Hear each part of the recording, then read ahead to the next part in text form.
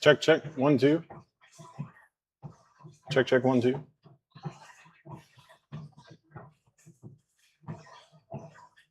Hopefully this is not with the treadmill too much. Okay. Back in the workout room. Gonna try to do well, we'll see how long. See how long I can go. It's 2 a.m. here, so everyone is asleep. If I can, I'm gonna go for 4 hours, walk 10 miles, and read Men at War. Men at War. Men at War. All right. Men at War. The editor, Ernest Hemingway, wishes to thank Colonel Charles Sweeney, Lieutenant Colonel John W. Thomason, and Maxwell E. Perkins for the invaluable aid and advice they have given in the editing of this book.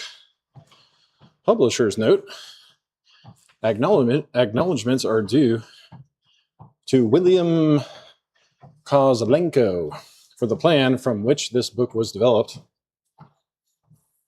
and for the suggestion of a number of the stories.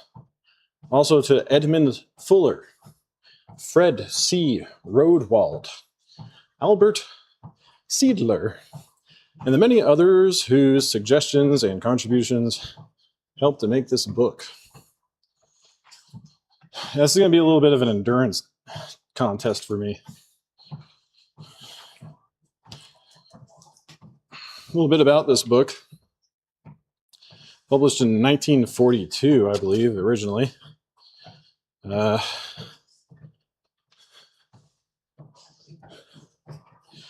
This is the 1979 edition.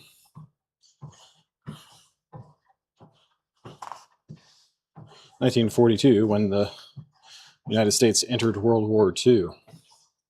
This book contains 82 great war stories of all time, selected by Ernest Hemingway to show that what war is, how wars are won and lost, the great things and the little things, the courage and the pity of men and women at war.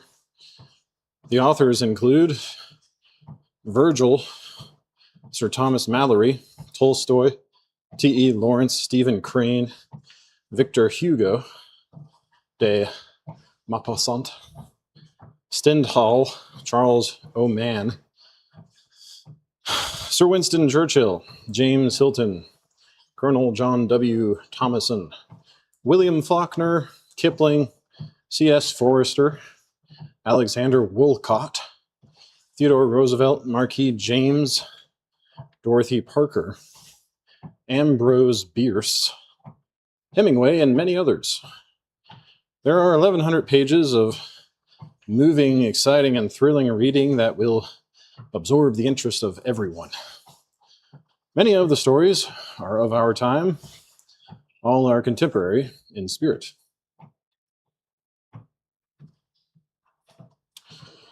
David fighting Goliath, the Greeks at Thermopylae, the valiant crusaders, the men who won the Red Badge of Courage. The story is contained, complete in this book. The shattered remnants of the Confederate Army, the Marines at Soissons. They are all as close to us as the men who fought at Dunkirk, at Pearl Harbor, at Midway, and in Vietnam.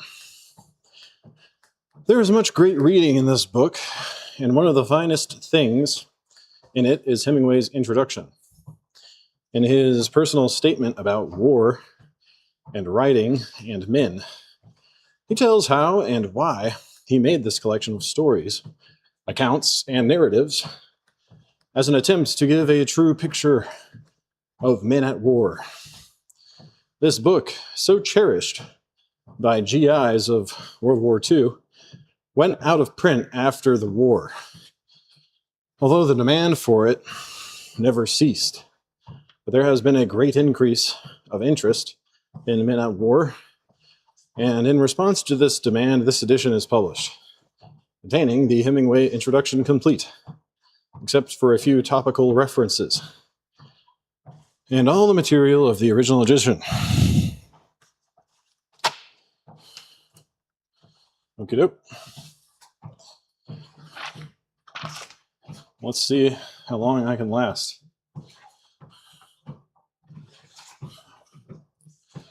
Walking and reading. Introduction by Ernest Hemingway. I gotta get this crap off of here though.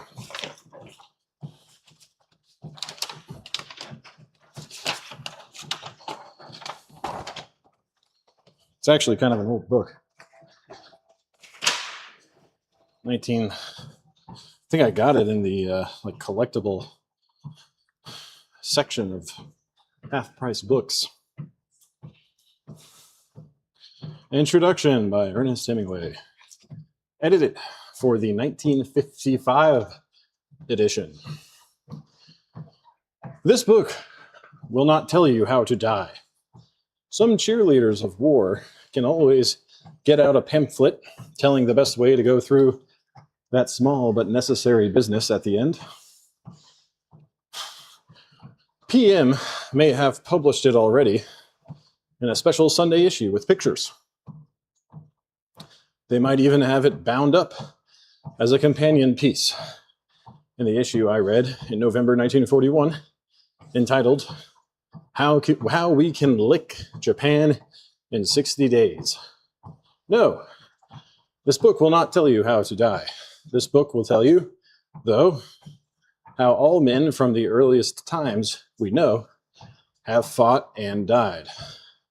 So when you have read it, you will know that there are no worse things to be gone through than men have been through before.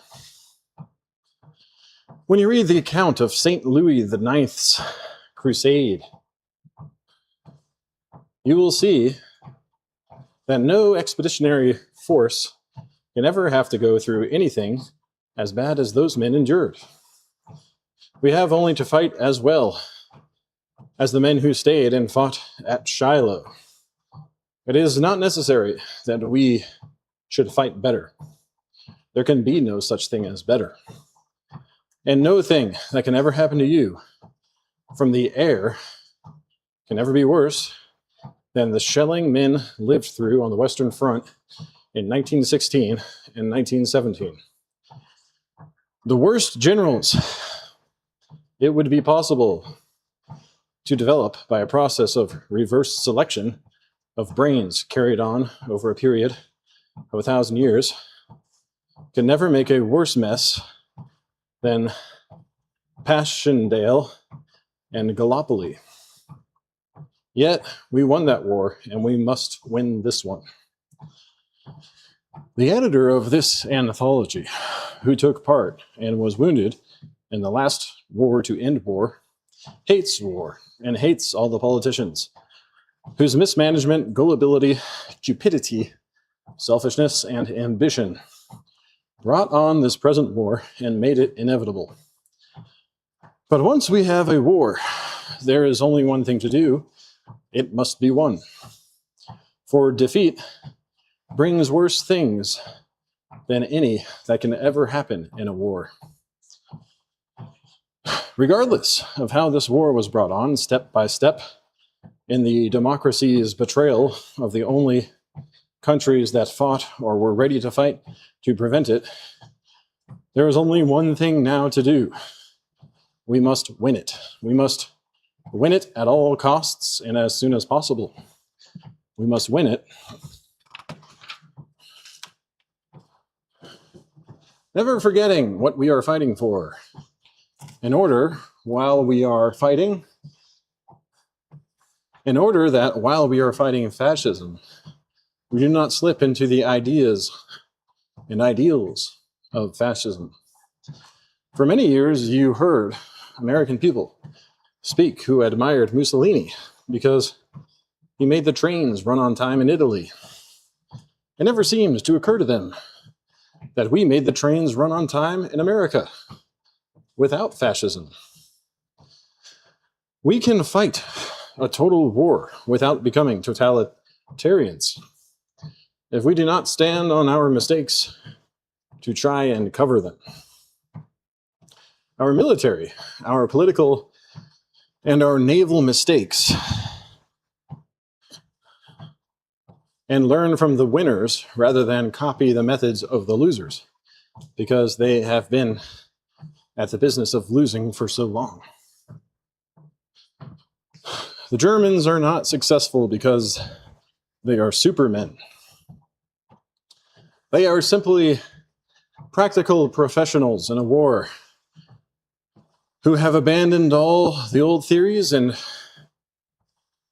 shibboleths which had accumulated to such a point that military thought had completely stagnated, and who have developed the practical use of weapons and tactics to the highest point of common sense that has ever been reached. It is at that point that we can take over if no dead hand of last war thinking lies on the high command. And we can thank the enemy for having done all this preliminary work for us. The part this book can play in the winning of this war is to furnish certain information from former times. When you go to war as a boy, you have a great illusion of immortality. Other people get killed, not you. It can happen to other people, but not to you. Then when you are badly wounded the first time, you lose that illusion, and you know it can happen to you. After being severely wounded 2 weeks before my 19th birthday, I had a bad time until I figured it out, that nothing could happen to me that had not happened to all men before me. Whatever I had to do, men had always done. If they had done it then, I could do it too. And the best thing was not to worry about it. I was very ignorant at 19, and I'd read little, and I remember the sudden happiness and the feeling of having a permanent protecting talisman when a young British officer I met when in the hospital first wrote out for me so that I could remember them these lines. By my troth, I care not. A man can die but once. We owe God a death, and let it go which way it will. He that dies this year is quit for the next. That is probably the best thing that is written in this book, and with nothing else, a man can get along all right on that. But I would have given anything for a book like this, which showed what all the other men that we are a part of had gone through, and how it had been with them. As nearly as is possible to do so, with only 1,000 pages, this book tells you how it was for all those who came before us, from the shepherd boy who used his sling that day on a certain scrubby hillside, to the moment when Admiral Fitch turned to Captain Sherman on the deck of the aircraft carrier Lexington and said, "Well, Fred, I guess it's time to get the men off." The material has not been grouped chronologically, but is rather placed under certain arbitrary heads and divisions.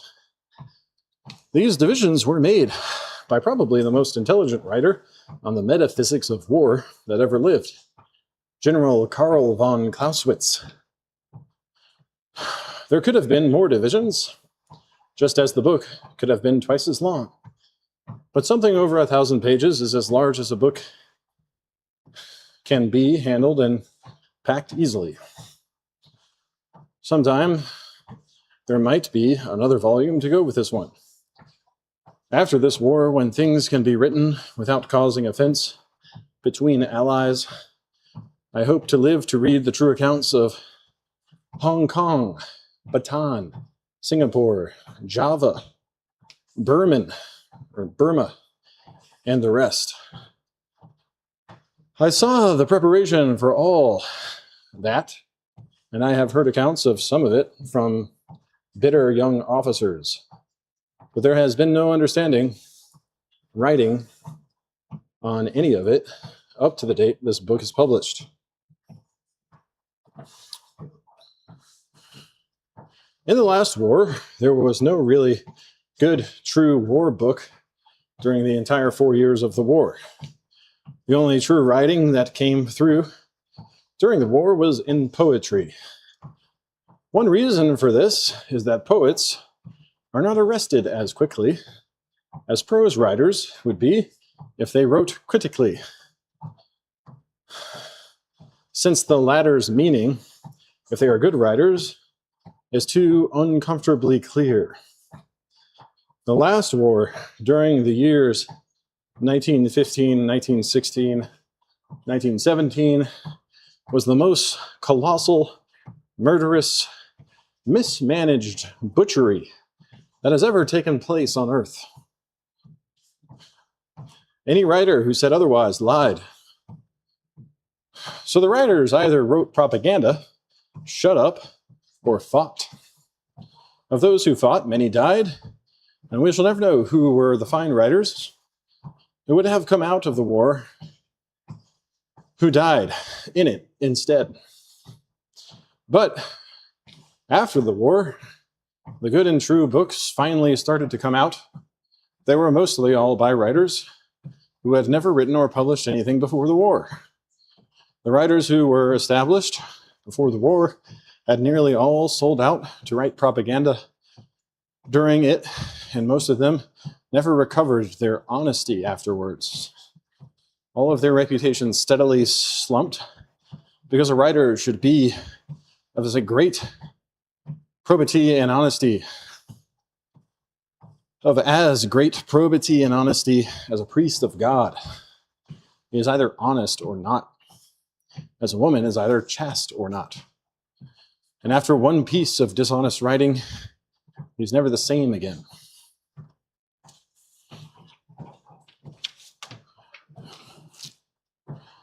A writer's job is to tell the truth. His standard of fidelity to the truth should be so high that his invention out of his experience should produce a truer account than anything factual can be. For facts can be observed badly, but when a good writer is creating something, he has time and scope to make it of an absolute truth. If, during a war, conditions are such that a writer cannot publish the truth because its publication would do harm to the state, he should write and not publish. If he cannot make a living without publishing, he can work at something else. But if he ever writes something which he knows in his inner self is not true, for no matter what patriotic motives, then he is finished. After the war, the people will have none of him because he, whose obligation is to tell them the truth, has lied to them. And he will never be at peace with himself because he has deserted his one complete obligation.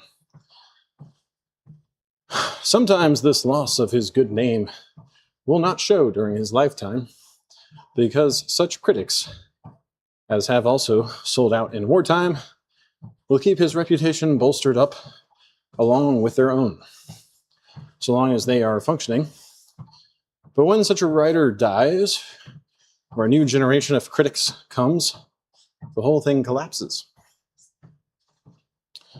In selecting the material for this book, I found nothing that was usable in the books which were published during the last war. The nearest thing to usable material was an account of a trench raid by Arthur Guy Impey who wrote that glorified mug's eye view of trench warfare called Over the Top. But it was such a pitiful piece of bravado writing beside the solid magnificence of Private Frank Richards' writing that it was like comparing the Brooklyn Dodger fan who jumps on the field and slugs an umpire, with the beautiful professional austerity of Archie Vaughan, the Brooklyn third baseman.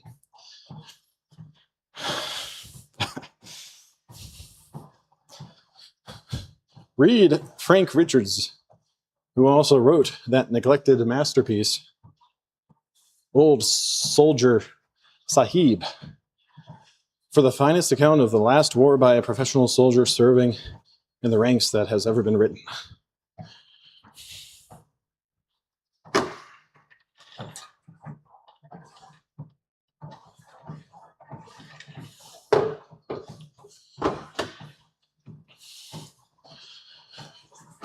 To clean away the scent of Private Pete that still lingers in the corners of our lecture halls and sweetens our library shelves, this book publishes a part of Her Private's We, originally published, unexpurgated, in a limited edition in England as The Middle Parts of Fortune. It is the finest and noblest book of men in war that I have ever read. I read it over once each year to remember how things really were, so that I will never lie to myself, nor to anyone else about them. As they get further and further away from a war they have taken part in, all men have a tendency to make it more as they wish it had been, rather than how it really was. So each year in July, the anniversary of the month when I got that big wound, I read The Middle Parts of Fortune, and it all comes back again, as though it were not yesterday, nor long ago, but as though it were this morning before daylight, and you were waiting there, dry-mouthed, for it to start. The only good war book to come out during the last war was Under Fire by Henry Barbusse. He was the first one to show us, the boys who went from school or college to the last war, that you could protest in anything besides poetry, the gigantic useless slaughter and lack of even elemental intelligence and generalship that characterized the Allied conduct of that war from 1915 through 1917. His whole book was a protest and an attitude. The attitude was that he hated it. But when you came to read it over to try to take something permanent and representative from it, the book did not stand up. Its greatest quality was his courage in writing it when he did. But the writers who came after him wrote better and truer than he did. They had learned to tell the truth without screaming. Screaming, necessary though it may be to attract attention at the time, reads badly in later years. I would have liked to include something from Three Soldiers by John Dos Passos, which, written under the influence of Barbusse,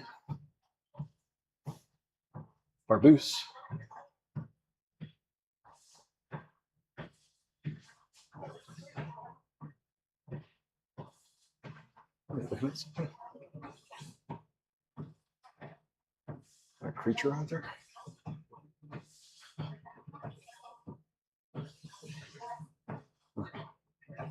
Oh, somebody's done.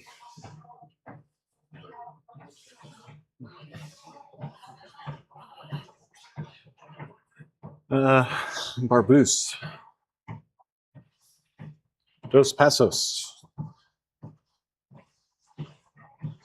written under the influence of Barbusse, was the first attempt at a realistic book about the war written by an American. But in spite of its great merit, like Barbusse, as a pioneering book, on rereading it, it did not stand up. Try to read it yourself, and you will see what I mean. The dialogue rings false, and the actual combat is completely unconvincing. There are books like that which are as exciting as a fine new play when they come out, and when you return to them after years, are as dead as the scenery of that play if you should happen on it in a storage house. It has always been a problem to know why certain writing dates and goes bad in this manner. I think it is probably due, as much as anything, to the improper use of slang due to a defective ear. There are certain words which are a permanent, but usually unpunishable part of the language. They are how men have talked actually when under stress for 100 of years. But to substitute slang expressions for these words, slang being a language which, because a dead language at least every 3 years, makes a defect in writing which causes it to die as fast as the slang expressions die. It is the 23 Skiddo and Ishkabibble school of American writing. It's Paul, and the lack of all clarity in the combat scenes is what makes the Dos Pesos book unreadable today. But the writing of it was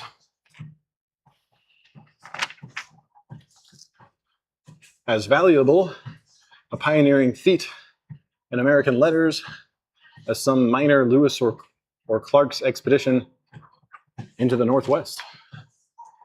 There was no real literature of our Civil War, excepting the forgotten Miss Ravenel's Convention by J.W. DeForest, until Stephen Crane wrote The Red Badge of Courage.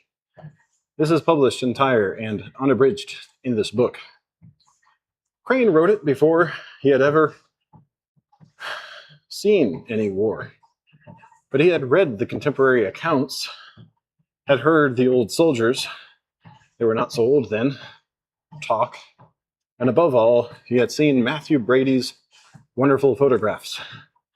Creating his story out of this material, he wrote that great boy's dream of war that was to be truer to how war is than any war the boy who wrote it would ever live to see. It is one of the finest books of our literature, and I included it entire because it is all as much of one piece as a great poem is.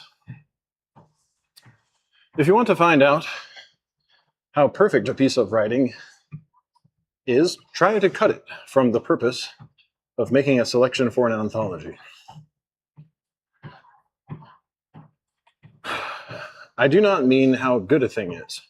There is no better writing on war than there is in Tolstoy, but it is so huge and overwhelming that any amount of fights and battles can be chopped out of it and maintain all their truth and vigor, and you feel no crime in the cutting. Actually, War and Peace would be greatly improved by cutting, not by cutting the action, but by removing some of the parts where Tolstoy tampered with the truth to make it fit his conclusions. The Crane book, though, could not be cut at all. I am sure he cut it all himself, as he wrote it to the exact measure of the poem it is. Tolstoy carries the contempt of the man of common sense who has been a soldier for most generalship to such a length that it reaches true absurdity. Most generalship is as bad as he believes it to be But he took one of the few really great generals of the world and, inspired by a mystic nationalism, tried to show that this general, Napoleon, did not truly intervene in the direction of his battles, but was simply a puppet at the mercy of forces completely beyond his control. Yet when he was writing of the Russians, Tolstoy showed in the greatest and truest detail how the operations were directed. His hatred and contempt for Napoleon makes the only weakness in that great book of Men at War. I love War and Peace for the wonderful, penetrating, and true descriptions of war and of people. But I have never believed in the great Count's thinking. I wish there could have been someone in his confidence with authority to remove his heaviest and worst thinking and keep him simply inventing truly. He could invent more with more insight and truth than anyone who ever lived. But his ponderous and messianic thinking was no better than another evangelical professor of history, and I learned from him to distrust my own thinking with a capital T, and to try to write as truly, as straightly, as objectively, and as humbly as possible. The account of Bagration's rear guard action in this book is the finest and best understood relation of such an action that I have ever read, and it gives an understanding by presenting things on a small enough scale to be completely comprehended of what a battle is that no one has ever bettered. I prefer it to the account of Borodino, magnificent though that is. Then, too, from Tolstoy is the wonderful account of young Petya's first action and his death, published here in the selection that has been titled badly enough, for it is about much more than that, and it has been presented from the viewpoint of an aristocrat, the People's War. It has all the happiness and freshness and nobility of a boy's first encounter with the business of war, and it is as true as the red badge of courage is true, although the two boys had little in common except their youth, and that they were first facing that thing which no one knows about who has not done it. They represent, too, the difference between a first cavalry action and the first action of a foot soldier. A man with a horse is never as alone as a man on foot, for a horse will take you where you cannot make your own legs go. Just as a mechanized force, not by virtue of their armor, but by the fact that they move mechanically, will advance into situations where you could put neither men nor animals, neither get them up there nor hold them there.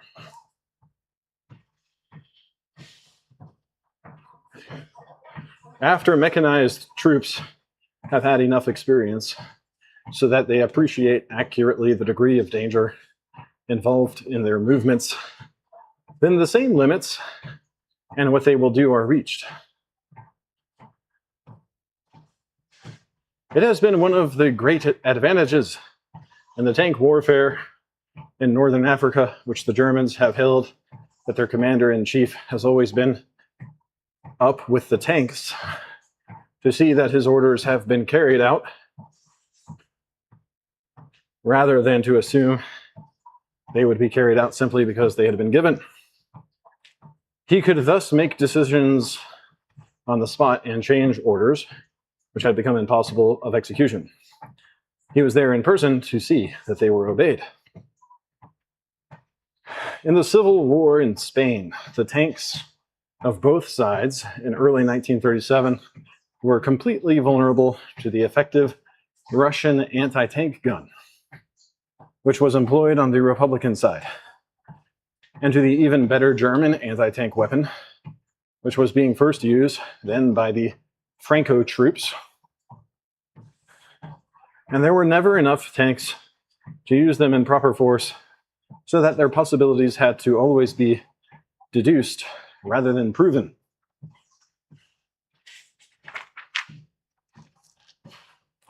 There, we learned much about the mentality of men in armored vehicles functioning under the worst possible conditions for their morale. I have seen a French tank company commander turn up at 5 o'clock in the morning for an attack so drunk he could not stand, having tried with brandy to bolster himself up to have nerve enough to make the attack, which he was convinced from careful study of the ground the day before was hopeless in the force with which it had to be made. He never got his tanks up to the starting point and was shot quite properly that afternoon with only 1 week more to go than the time he had enlisted for. He had been a good officer at the start, but the necessity to do things in insufficient force and the constant improvement of the German anti-tank guns had, coupled with the approach of the end of his term of enlistment, made him worthless and dangerous. We learned later that the attack had been a complete surprise. The anti-tank guns, which had been in that sector, had been removed to another part of the front where the attack had been expected, and the French officer could have completed his enlistment with a victorious action. But it was a relief to everyone when he was shot, because the amount of fear he was carrying around with him was dangerous, disgusting, and embarrassing. In the next action, a week later, when his tanks were used, very sound elements of infantry were detailed to keep close behind the disgraced tanks with anti-tank grenades and blow them up if they did not keep moving as ordered. The moral of this digression is, as stated above, that a horse will carry a man in his first action where his legs might not go, and a mechanized vehicle will carry him further than a horse will go. But finally, no mechanized vehicle is any better than the heart of the man who handles the controls. So learn about the human heart and the human mind in war from this book. There is much about them in here. The best account of actual human beings behaving during a world-shaking event is Stendhal's picture of young Fabrizio at the Battle of Waterloo. That account is more like war and less like the nonsense written about it than any other writing could possibly be. Once you have read it, you will have been at the Battle of Waterloo, and nothing can ever take that experience from you. You will have to read Victor Hugo's account of the same battle, which is a fine, bold, majestic painting of the whole tragedy, to find out what you saw there as you rode with the boy. But you will have actually seen the field of Waterloo already, whether you understood it or not. You will have seen a small piece of war as closely and as clearly with Stendhal as any man has ever written of it. It is the classic account of a routed army, and beside it all, of Zola's piled-on detail in his debacle is as dead and unconvincing as a steel engraving. Stendhal served with Napoleon and saw some of the greatest battles of the world. But all he ever wrote about war is the one long passage from Les Chartreuse de Parme, Les Chartreuse de Parme, which is included completely in this book.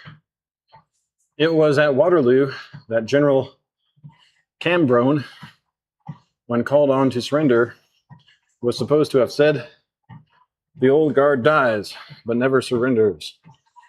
What Cambronne actually said was, "Merde," which the French, when they do not wish to pronounce it, still refer to as the word of Cambronne. It corresponds to our four-letter accounts of war. It corresponds to our four-letter word for manure. All the difference between the noble and the earthly accounts of war. Shit. Corresponds to our four-letter word for manure. All the difference between the noble and earthly accounts of war is contained in the variance between these two quotations. The whole essence of how men speak in actual war is in Stendhal.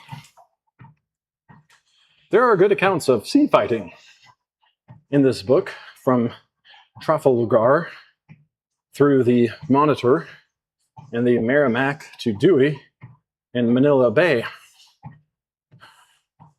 and Admiral Togo's forces.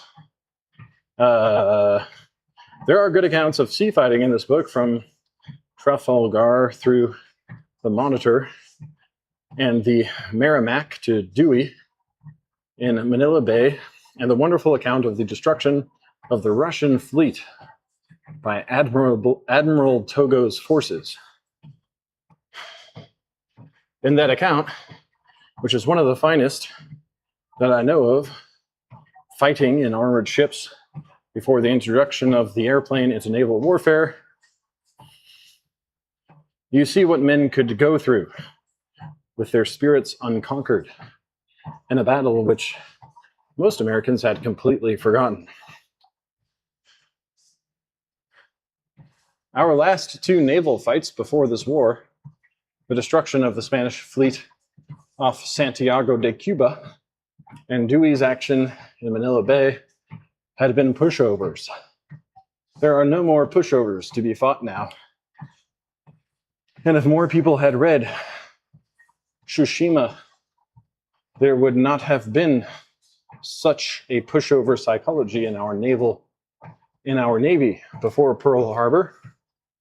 All through the Pacific and the Far East, in 1941, I heard about the general incapacity and worthlessness of those little monkeys. All the oil they had was what we, the Dutch and the British, sold them, and the quantity they split with the Russians on Sakhalin Island to their north. They had to have the oil if they were ever to be a first-class power. They had to have the oil there to be a first-class power, so they edged down toward it. Finally, we told them they could go no further toward the oil. At that moment, it was perfectly clear that we would have to fight them.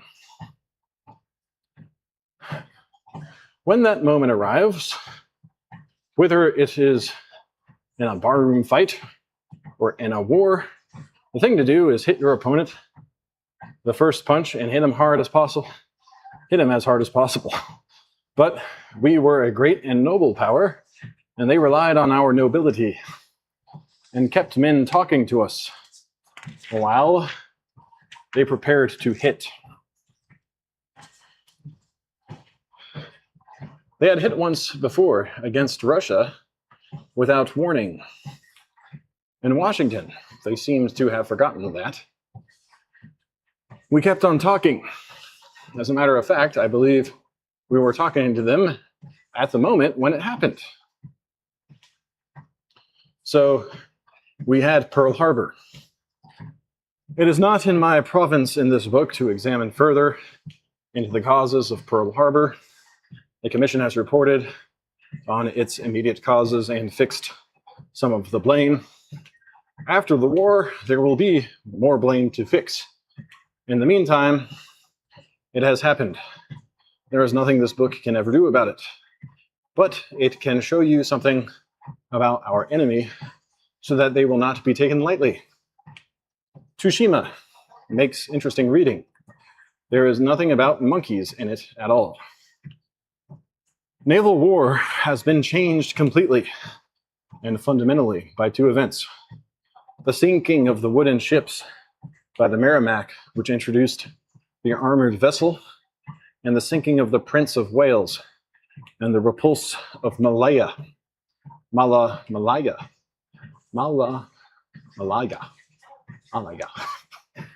The British attack on the Italian warships in Taranto harbor with torpedo planes was the prelude to the Prince of Wales and repulse loss, but since the naval authorities continue to think of the Prince of Wales as unsinkable by air attack, the later event was the real turning point.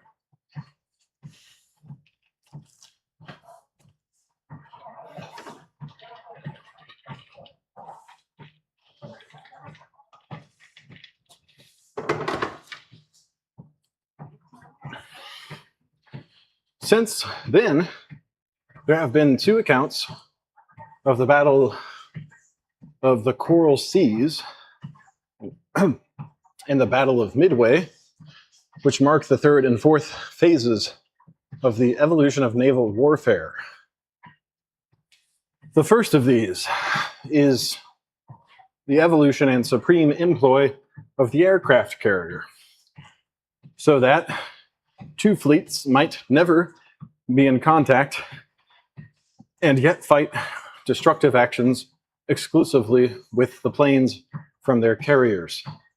Actions which, if carried to their furthest conclusion, could result in mutual destruction of all planes and their carrier bases involved. The second showed the ability of land-based planes to beat off and destroy a fleet accompanied by aircraft carriers.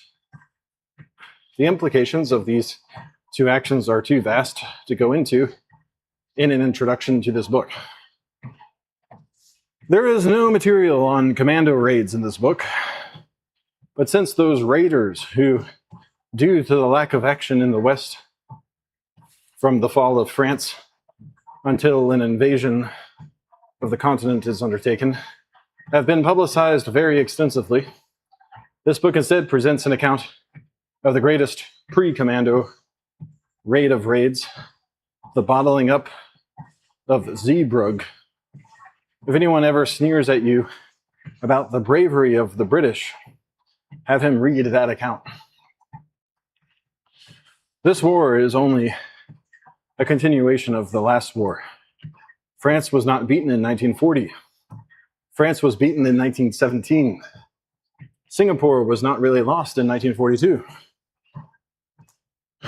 It was lost at Gallipoli and on the Somme and in the mud of Passchendaele. Austria was not destroyed in 1938. Austria was destroyed in the Battle of Vittorio Veneto at the end of October in 1918. It was really lost and gone when it failed to beat Italy after Caporetto in the Great Austrian Victory Offensive of the 15th of June, 1918. All of history is of one piece, and it is ourselves who bore the least weight of casualties in 1917 and 1918 who have to bear the most to defeat Germany this time.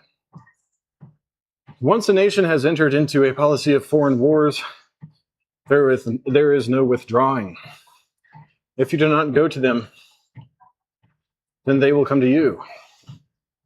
It was April 1917 that ended our isolation. It was not Pearl Harbor. But there will be no lasting peace, nor any possibility of a just peace, until all lands where the people are ruled, exploited, and governed by any government whatsoever against their consent are given their freedom. This premise has implications which have no place in this introduction. There is no space to comment on each of the selections in this book. You will discover for yourself the fascination and lucidity of Sir Charles Oman the great commentator and historian of the art of war in the Middle Ages. I wish that the two selections from his work could have been 50. As it is, you have in the Battle of Hastings the account of the last great effort to use the Teutonic infantry tactics, which had once ruled Europe against the rising tide of the feudal cavalry, which was to be the dominant arm for the next 250 years until it, in turn, succumbed to the English longbow at Crecy. In the Battle of Arsuf, you see the classic example of the patience and endurance it takes in men to lure a harassing enemy to close combat, and can admire without reserve the generalship of King Richard. In that meeting between the Saracens and the Franks, war took on the aspect of a part of the intercourse of the human race, just as it had in the Battle of Hastings, and as it was to have in the great fighting between Cortez and the followers of Montezuma. And in all the encounters that were grouped under the first division in the book.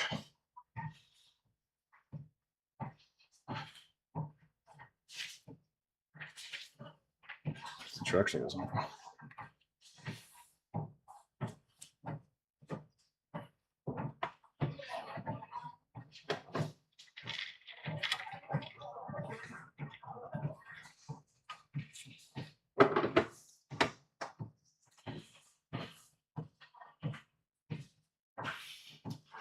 There is no material in the book.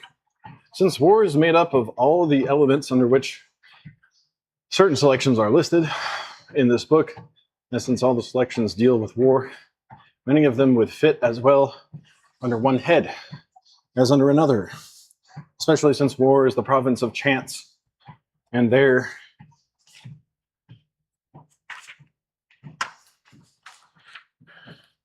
many other stories, and especially since war is the province of chance, are there many other stories that could be classified under the fifth division of material, under that fifth division of material. For wonderful narratives of the part chance plays in our history, read The Wrong Road by Marquis James to really understand the fate of Major Andre, and for excitement, read The Stolen Railroad Train by the same author. For excitement and for a great story, which should do much to make us appreciate and understand our British allies, read Turnabout by William Faulkner. Charles Nordhoff and James Norman Hall's account of an all-day air fight is as different from modern war in the air as the Battle of Cannae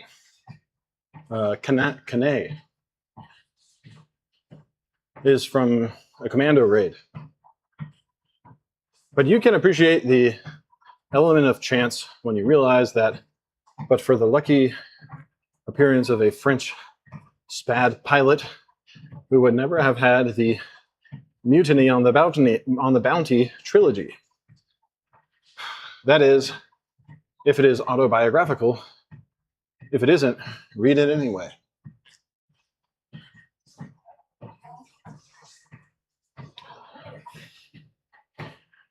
That war is the province of friction, and that everything is very simple in war, but the simplest thing is difficult.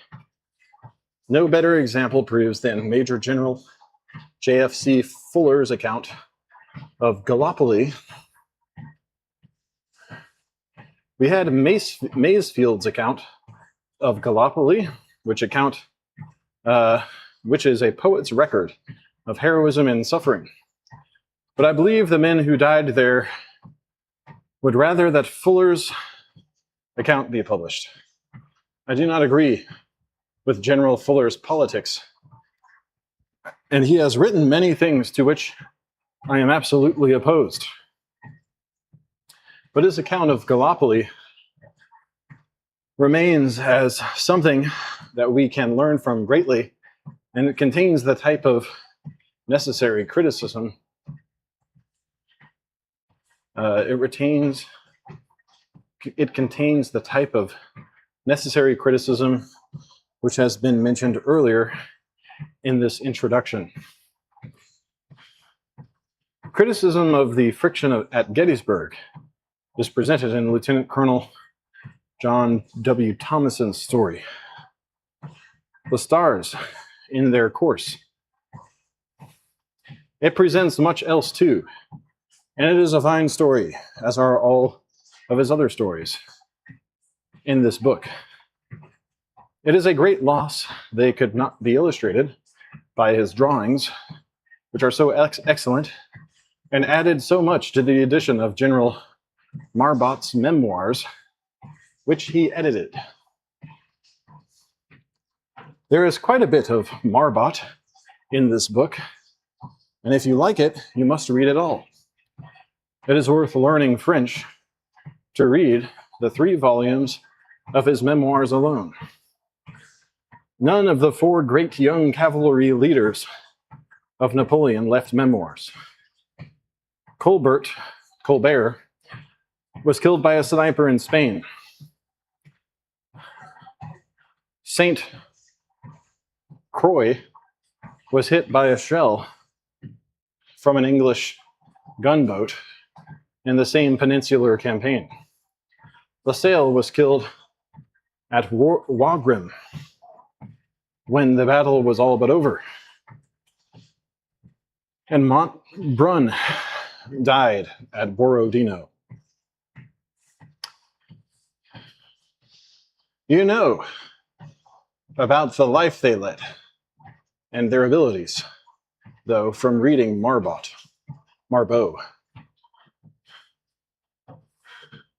That he should have lived to write the book is a miracle. When reading the memoirs of fighting soldiers, I am always reminded of the story of old Marshal Lefebvre,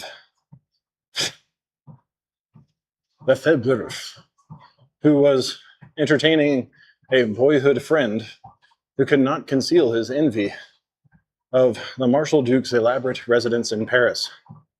"So you are jealous, eh?" The Marshal peered at him. "Eh bien. Come out to the garden and I'll have 20 shots at you at 30 paces. If I miss you, then you can have the house and grounds and all that's in it.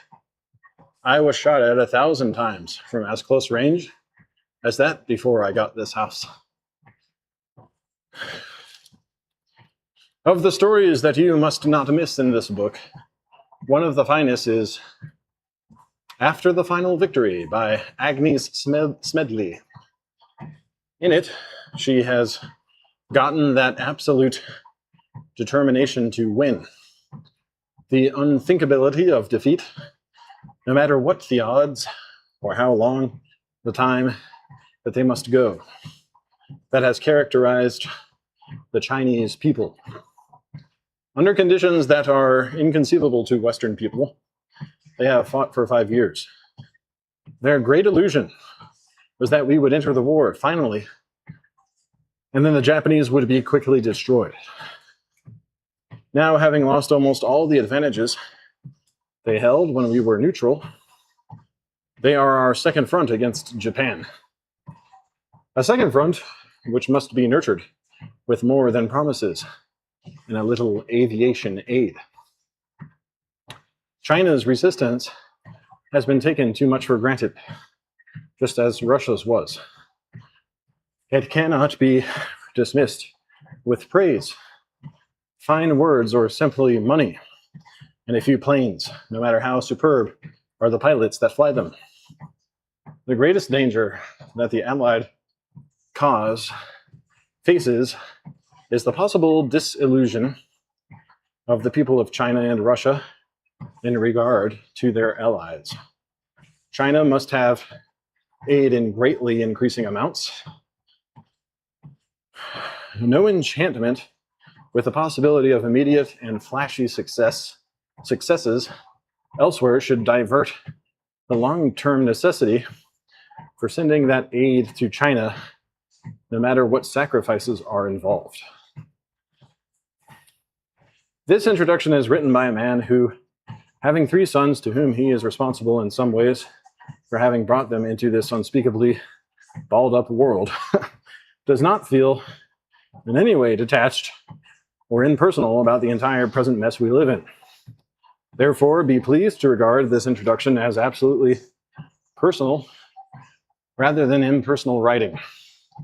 This book has been edited in order that those 3 boys, as they grow to the age where they can appreciate it and use it and will need it, can have the book that will contain truth about war as near as we can come by it,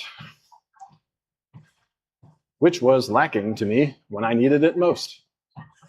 It will not replace experience, but it can prepare for and supplement experience. It can serve as a corrective after experience. This year, the mother of the oldest boy, who was 18, had asked me to have a talk with him about the war in case he should be worried about it in any way. So when we were driving back in the car from the airfield where he had just flown in to spend the few days of vacation that were all he would get before the summer term started at college, I said, "Mother thought you might be worried a little about the war and going to it and all." "No, Papa," he said. "Don't you worry about that. I'm not worried at all." The one thing I really know, I told him, is that worrying doesn't do any good about anything. "Don't you worry," he said. "I'm not worried." That was the end of that conversation. No, worrying does no good, neither for children nor for their parents. A good soldier does not worry. He knows that nothing happens until it actually happens, and you live your life up until then. Danger only exists at the moment of danger. To live properly in war, the individual eliminates all such things as potential danger. Then a thing is only as bad when it is bad. Then a thing is only bad when it is bad.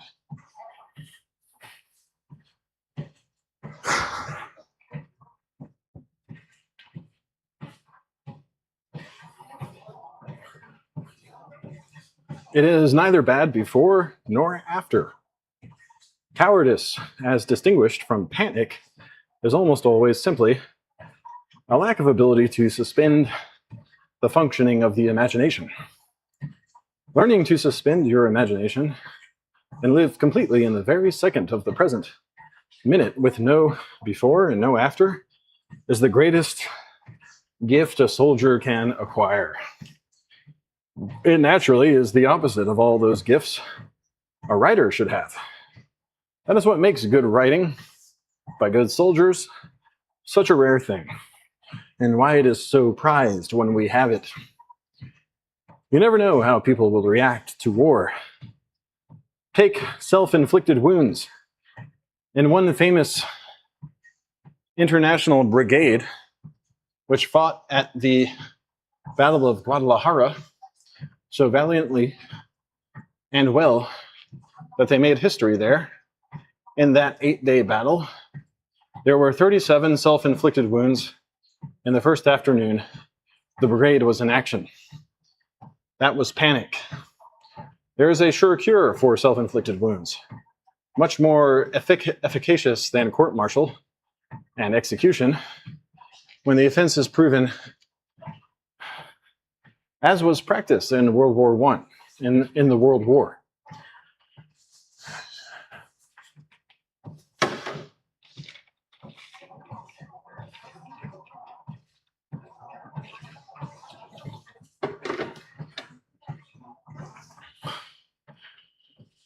It was discovered in the snow and mud of the plateau above Brihuega with that March wind blowing against the constant rolling roar of automatic weapon fire.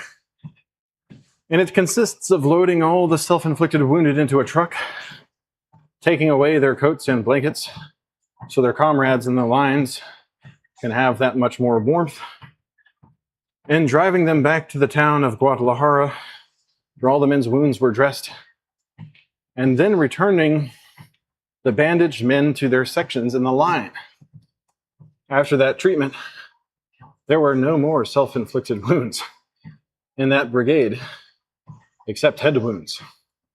Any man who would rather shoot himself in the head than run the chance that the enemy might eventually do the same thing can be, and is, written off as a hopeless coward, enlisted under, died of wounds and other causes.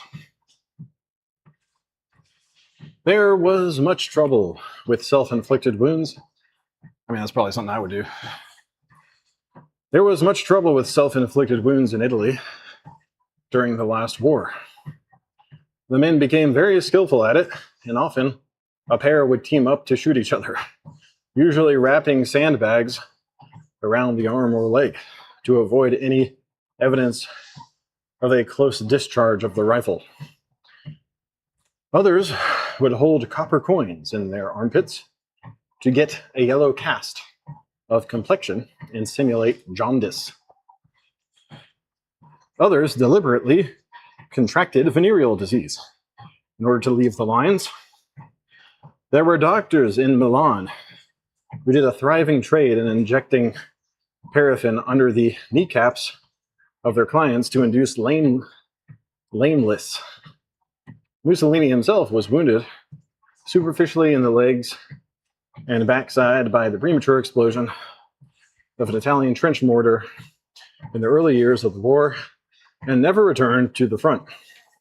I have often thought that all his material bombast and desire for military glory was a defense mechanism, formed against his own knowledge of how frightened he had been in the World War, and the ignominious exit he had made from it at the first opportunity. Against the type of cowardice, or more often panic and stupidity, that produces self-inflicted wounds, I will always remember one marvelous story of the deprecation the truly brave man can feel for them. Even Shipman, one of my oldest friends, Evan Shipman, one of my oldest friends, a fine poet and good prose writer, had gone to France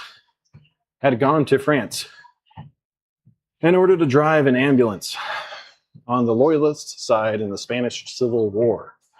Our State Department had refused to validate his passport for Spain, so he took the smuggler's route over the Pyrenees border between France and Spain with a group of recruits for the international brigades. They were all caught by the French gendarmerie, and sentenced to a jail term in Toulouse. Being jailed made Evan so indignant that he determined, instead of driving an ambulance, that he would enlist in the infantry of the brigades. They were all caught by the French brigades. After coming out of jail, he successfully entered Spain by another route, and in a short time was at the front. And in the Battle of Brunet, one of the fiercest fought of all that war, he fought all through the battle with exemplary courage, staying with the Franco-Belge battalion, to whom he had been attached as an interpreter and a runner, and fighting in the fine stand they made against orders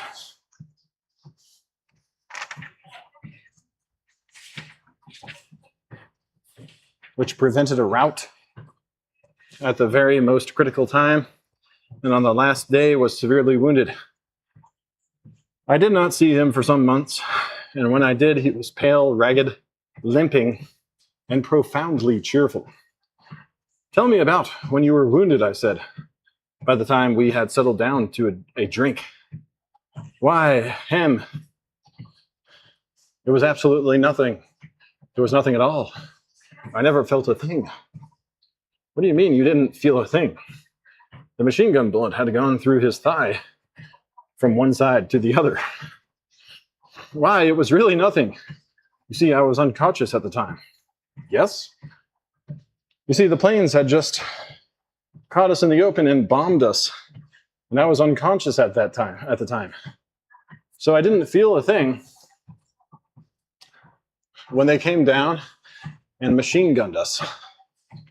"Really, Hem? It was absolutely nothing. I've hardly even thought of it as a wound. It was almost like having an anesthetic beforehand." He turned his drink around in his hand and then said, "Hem, I can never thank you enough for having brought me over here. I was very upset that you might be worried about me. I want you to know that being in Spain is the happiest time I have ever had in my life. Please believe me, Hem. You really must believe me absolutely. You can set that against all these self-inflicted wound cases. It was because of Evan that I finally enlisted, that I finally insisted the Red Badge of Courage must be published entire in this book. Evan Shipman, a private now in an armored unit of the U.S. Army, he was turned down innumerable times by medical examiners, but finally built up enough weight to get a doctor to pass him. He wrote me from where his unit is stationed. I picked up a copy of The Red Badge of Courage here in the library, and it seems even better than when I first read it. So I thought, on rereading it, that it better be in, and all of it in. There is no space now to recommend all the other things you should absolutely read in this book. If I did not think they were all good, they would not be in. This collection of stories, accounts, and narratives is an attempt to give a true picture of men at war. It is not a propaganda book. It seeks to instruct and inform, rather than to influence anyone's opinion. It is only an absolute standard for inclusion has been the soundness and truth of the material. I have seen much war in my lifetime, and I hate it profoundly. But there are worse things than war, and all of them come with defeat. The more you hate war, the more you know that once you are forced into it, for whatever reason it may be, you have to win it. You have to win it and get rid of the people that made it, and see that this time it never comes to us again. We who took part in the last war to end wars are not going to be fooled again. This war is going to be fought until that objective is achieved. If it takes 100 years,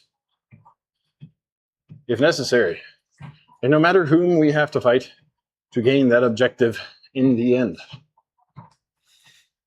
We will also fight this war to enjoy the rights and privileges conveyed to us by the Declaration of Independence, the Constitution of the United States, and the Bill of Rights, and woe to anyone who has any plans for taking those rights and privileges away from us under any guise or for any reason whatsoever. During a war, censorship can conceal mistakes, blunders, and acts of almost criminal misjudgment and negligence. These occur in all wars, but after the war is over, all of these acts have to be paid for. The people fight the war, and in the end, the people know what has really happened.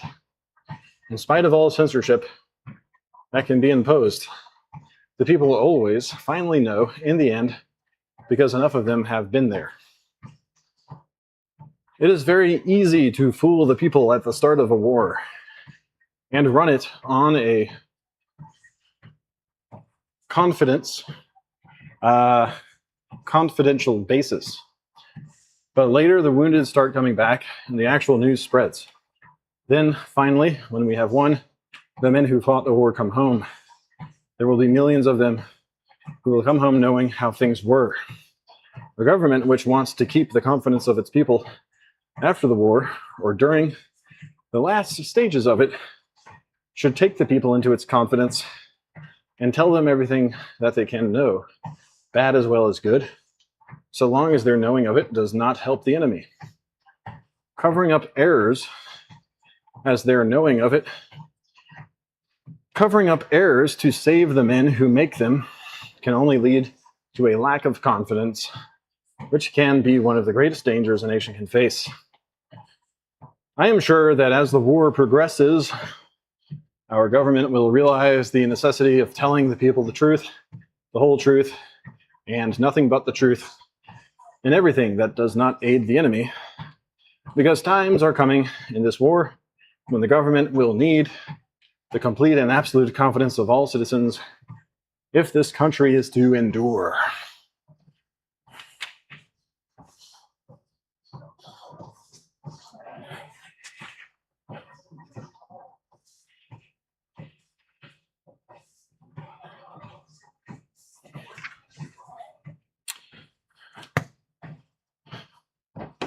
Well,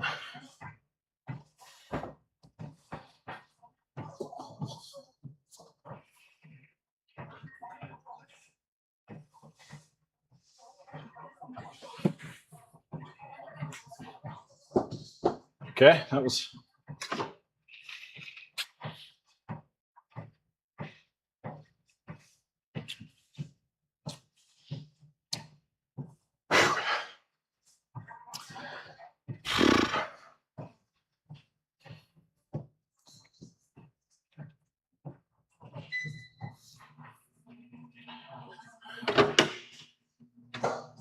the introduction. Back is killing me. It's tough. I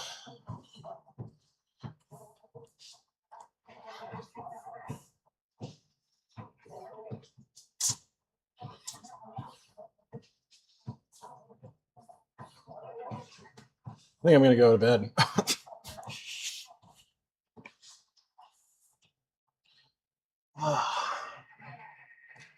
I like coming in here when nobody else is around. Doing these long walks on the treadmill.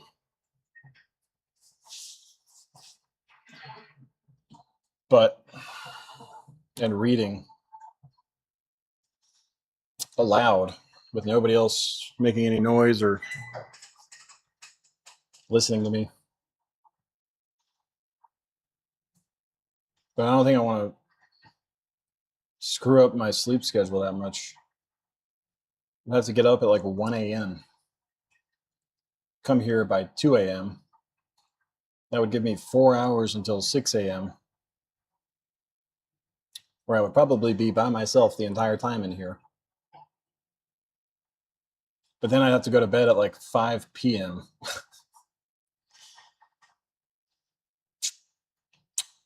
And I wouldn't be able to game with any of my buddies.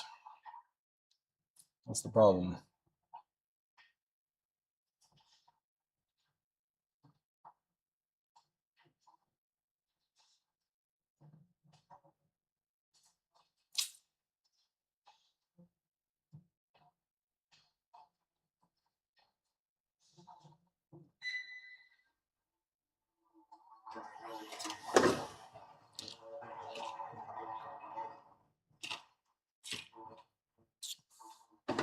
But I don't know. I wouldn't be able to keep up this habit anyway.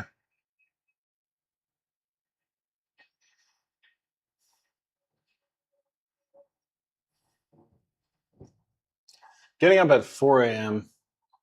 being in here till 9 a.m. 5 to 9. That wasn't too bad.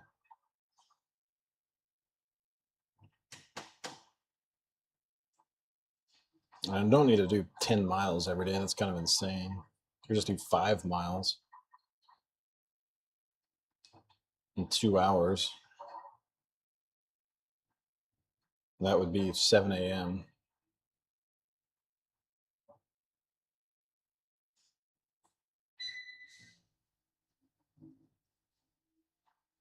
I could go to sleep at, yeah.